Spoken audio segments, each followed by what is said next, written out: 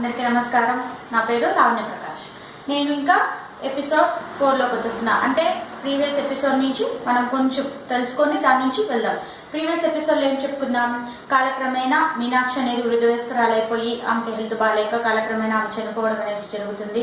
మళ్ళీ ఉషా రోహణాలలో ఒకరు చనిపోయి ఒకరు మిథిలాకు వెళ్ళిపోవడం జరుగుతుంది. అక్కడ సోమ ఒక్కటే ఉండడం జరుగుతుంది. సో ఇక్కడి నుంచి ఇంకా మీనాక్షి కనుక తీసుకుంటే ఈ టాపిక్, మీనాక్షి ఆ జన్మ అనేది చాలించిన తర్వాత నెక్స్ట్ ఇంకొక జన్మలో అయోధ్యలోనే పుడుతుంది. ఆమె ఒక క్షత్రియ కుటుంబంలో పుడుతుంది. ఏం పేరు అంటే అనసూయ పేరుగా జన్మిస్తుంది.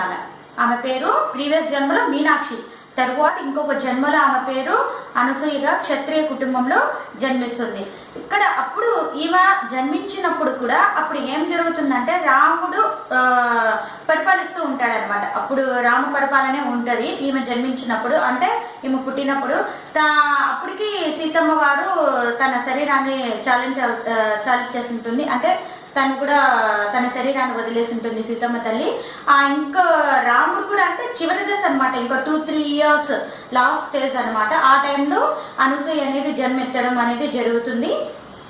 అక్కడ ఏమంటే ఇప్పుడు ఇంకొకటి ఏమంటే ఇక్కడ సీతారాములు అనే వాళ్ళే త్రేతాయుగము చివరి దశలో, అంటే ఆ చివరి దశ దగ్గరికి ఉన్న ఆ దశలోనే వాళ్ళు జన్మించినారనమాట.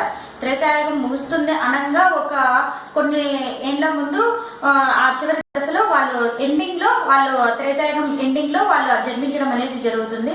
సో అది పక్కన పెడితే ఇప్పుడు రాముడు పరిపాలనలోనే సీతమ్మ తల్లి అనసూయ అనేది జన్మిస్తుంది, దగ్గర వయసు జన్మిస్తుంది. అంటే అప్పుడు రాముడు ఇంకా లాస్ట్ స్టేజ్ అనమాట, ఆయన కూడా వృద్ధుడు అయి ఉంటాడు లాస్ట్ స్టేజ్. అలా క్షత్రియ కుటుంబంలో పుడుతుంది. ఈయన కూడా తన తండ్రి అనసూయ తండ్రి ఏ విధంగా అంటే వాళ్ళు కూడా ఆ అడ్మినిస్ట్రేటివ్, అంటే ఆ రాజ్యసభలో కొత్త ఇది అనమాట. ఆ రాజ్యంలో కొన్ని ఊళ్ళు మాత్రం ఎక్కువ అధికారాలు అనేది ఇవ్వడం జరుగుతుంది శ్రీరాముడు అనసూయ తండ్రికి. అక్కడ ఆయన కూడా కొంచెం హై పొజిషన్ అనమాట. అలా హై పొజిషన్ లో ఉంటే ఈ అనసూయ అనేది జన్మిస్తుంది. అనసూయ లాస్ట్ సంతానం అనమాట. అనసూయ కన్నా ముందు అన్నదమ్ములు ఉంటారు, వాళ్ళంతా వాళ్ళకి పెద్ద తేడా. ఈమె లాస్ట్ చాలా ఏళ్ల తర్వాత ఆడపిల్ల అనేది జన్మిస్తుంది అనమాట. వీళ్ళ అన్నదమ్ములకి ఏజ్ గ్యాప్ అనేది చాలా ఎక్కువ ఉంటుంది. అలా ఆమె జన్మించిన తర్వాత వాళ్ళు హై పొజిషన్ లో ఉంటారు. అలా హై పొజిషన్ లో ఉండడం వలన అక్కడ ఏం జరుగుతుందంటే సీతారాములు ఉన్నప్పుడు ఏ విధంగా అయితే పరిపాలన అనేది ఏ విధంగా ఉండింది అంటే మనం లాస్ట్ ఎపిసోడ్లో చెప్పుకున్నాం. కేవలము సీతారాములకు మాత్రమే కళ్యాణం జరగలేదు. ఇక్కడ బాహ్య ప్రపంచానికి వీళ్ళు నేర్చుకున్న ఆత్మజ్ఞానానికి ఆధ్యాత్మికతకు మధ్య వివాహం జరిగిందనేసి చెప్పడం జరిగింది. ఆ కాలంలో అమ్మాయిలు అనేది చదువుకోవడం అనేది చాలా తక్కువ అనమాట, చాలా తక్కువ ఉండింది.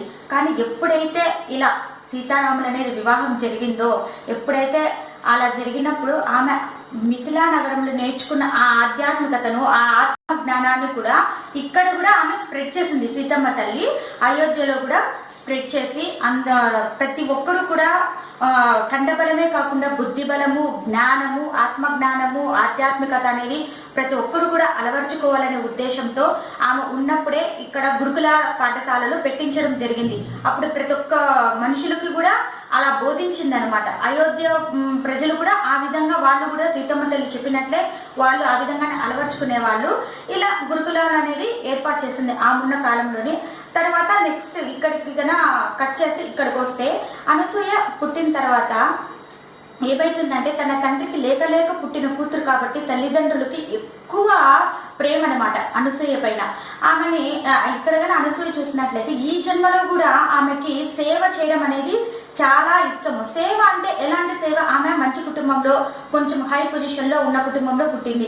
సేవ అంటే బయటకు పోయి చేయకపోయినా ఆమె ఎక్కడున్నా అక్కడే సేవ అనేది ఎత్తుకునేదనమాట. సేవ అనే భావన ఎత్తుకునేది అంటే తన తల్లిదండ్రులకు సేవ చేసుకోవడము, తన గురువులకు సేవ చేసుకోవడం, ఆ విధంగా ఆమె సేవించేది. అంటే ఇక్కడ మనం గ్రహించాల్సిన పాయింట్ ఏముందంటే ప్రీవియస్ జన్మలో కూడా ఆమె సేవకే అంకితం చేసింది అనమాట.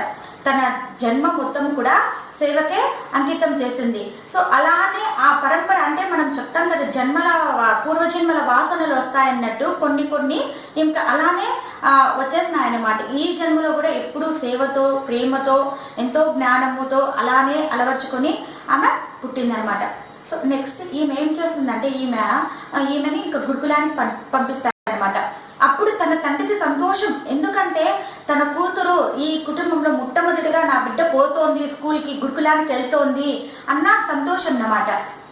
తను పంపించిన తర్వాత అక్కడికి వెళ్తే ఆ టీచరు అలా క్లాసెస్ చెప్తా ఉంటే ఒక టాపిక్ వస్తుంది, ఇలా రావణాసుడు సీతమ్మ తల్లిని అపహరించినాడు అనేసి అలా టాపిక్ వస్తుంది. అప్పుడు ఈమె ఒప్పుకోదనమాట. అనసూయకి తనకు సీతమ్మ తల్లిని ఎందుకు అపహరిస్తాడు, సీతమ్మ తల్లి అంత యోగ్యత కలదు కదా, అంత జ్ఞాని కదా, అమ్మని అసలు టచ్ చేయలేరు కదా, అలాంటిది రావణాసుడు ఎలా అపహరిస్తాడు, ఆయన అపహరించిన శ్రీరాముడు ఏం చేస్తాడు, ఆయన అంత పరాక్రమవంతుడు కదా, ఆయన ఎలా ఉన్నాడు అనేసి ఈమెకి చిన్న వయసులోని ఎన్నెన్నో అలాంటి థాట్స్ అన్ని మెదిలాయన్నమాట.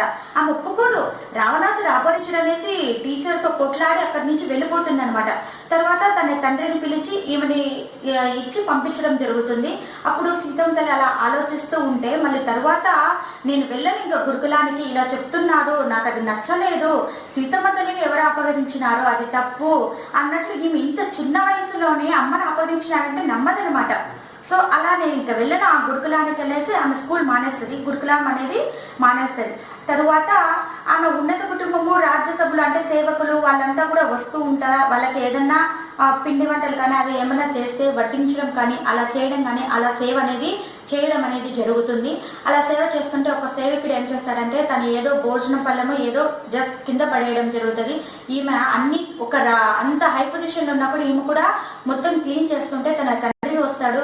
ఎందుకమ్మా మనము ఇంత హై పొజిషన్, మన కింద సేవకులు ఉన్నారు, పని వాళ్ళు ఉన్నారు, వాళ్ళు చేస్తారు కదా అంటే అమ్మ అంటది సేవ చేయడంలో తప్పేమీ లేదు నాన్న అని. అంటే ఇక్కడ చూడండి కంపారిజన్. ఇంతకు ముందు జన్మలో మీనాక్షి అనే జన్మలో తన తండ్రి సేవ చేసుకుంటే ఈమెకి కొద్దిగా ఇగో అనేది ఉంది. ఎందుకంటే మనం ఇక్కడ హై పొజిషన్ ఉన్నాం కదా నాన్న, వద్దు మనం ఎందుకు చేయాలంటే తన తండ్రి మనం చేసే పని తప్ప కరెక్ట్, మనం చేసే సేవ అనేది మంచిది అయి ఉండాలి అన్నట్టు తన తండ్రి చెప్తే ఆమె అలానే అలవర్చుకునింది. ఇక్కడ చూడండి ఆపోజిట్.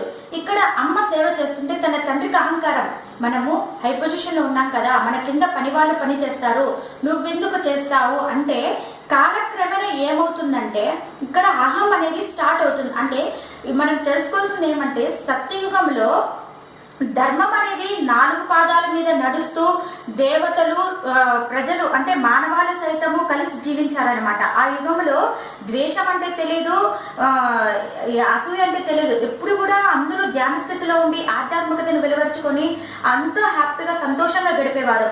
ఇక్కడ నెక్స్ట్ జనరేషన్ త్రేతాయుగం వచ్చేసరికి మెల్లగా అహం అనేది స్టార్ట్ అయింది. చూడండి అక్కడ ఆ చివరి దశ అహం అనేది స్టార్ట్ అవుతుంది.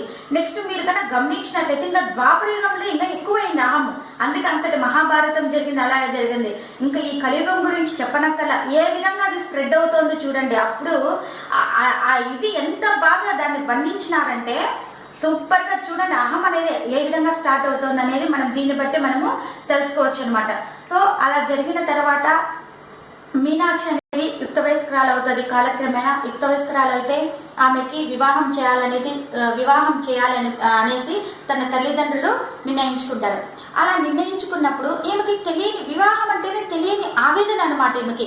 ఎందుకంటే ఇక్కడ మనము ప్రీవియస్ జన్మకి వెళ్దామండి.